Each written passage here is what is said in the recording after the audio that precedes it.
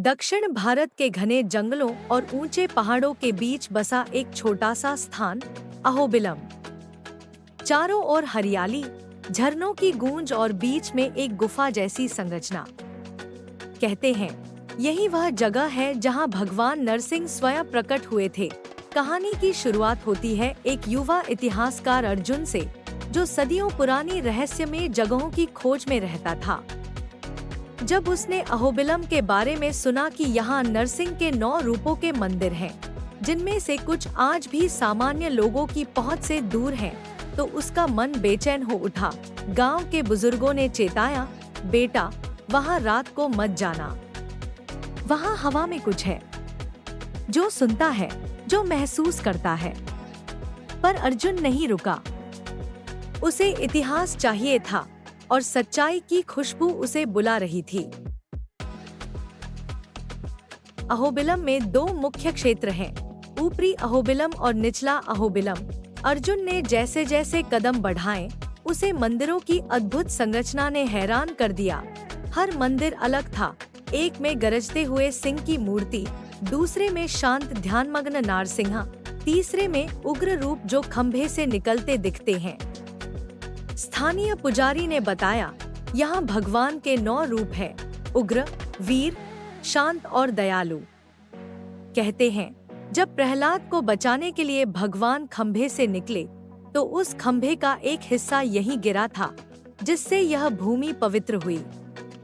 अर्जुन ने नोटबुक खोली और लिखा, यह स्थान केवल आस्था नहीं, बल्कि इतिहास का जीवंत प्रमाण है। पर वह नहीं जानता था कि रात होते ही इस पवित्र भूमि के भीतर क्या छिपा है।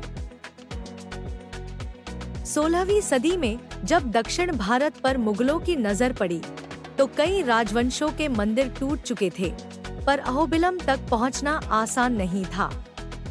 यह मंदिर नल्लमला की पहाड़ियों में इतने भीतर था कि कोई सेना घोड़ों या तोपों के साथ वहां तक नहीं पहुंच पाई। कहते हैं जब एक मुगल सेनापति ने अहोबिलम को नष्ट करने की कोशिश की, तो रात में भयंकर तूफान आया, बिजली गिरी और पहाड़ी रास्ते ही बह गए। सेना के लोग डरकर भाग गए। स्थानीय कथा में कहा जाता है कि स्वयं नरसिंह ने गरज कर रक्षा की थी।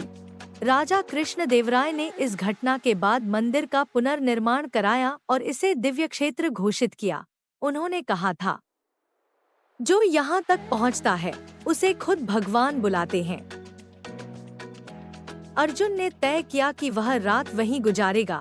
जंगल में अजीब सी सरसराहट, हवा में मंत्रों की गूंज और दूर से आती शेर जैसी गर्जना।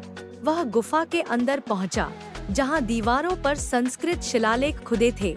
उनमें लिखा था, सुबह हुई तो अर्जुन ने देखा, सूरज की किरणें मंदिर के ऊपर एकदम सटीक बिंदु पर गिर रही थी, जैसे कोई खगोलीय चमत्कार।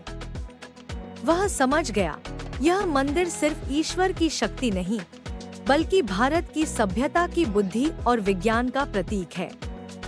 अहोबिलम आज भी वहीं खड़ा है, जंगलों के बीच, पर अपनी गरिमा के साथ। मुगल, अंग्रेज, समय सब आए और चले गए, पर यहाँ का ज्ञान, आस्था और नारसिंह की शक्ति आज भी जीवित है।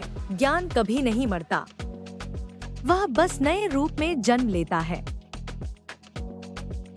धन्यवाद दोस्तों। अहोबिलम की यह कहानी हमें याद दिलाती है कि इतिहास सिर्फ पत्थरों में नहीं, उन लोगों में भी बसता है जिन्होंने अपनी आस्था से असंभव को संभव बनाया। अगली कहानी में हम चलेंगे कन्याकुमारी के तट पर, जहां देवी की नथनी की रोशनी ने एक बार जहाजों को रास्ता दिखाया था।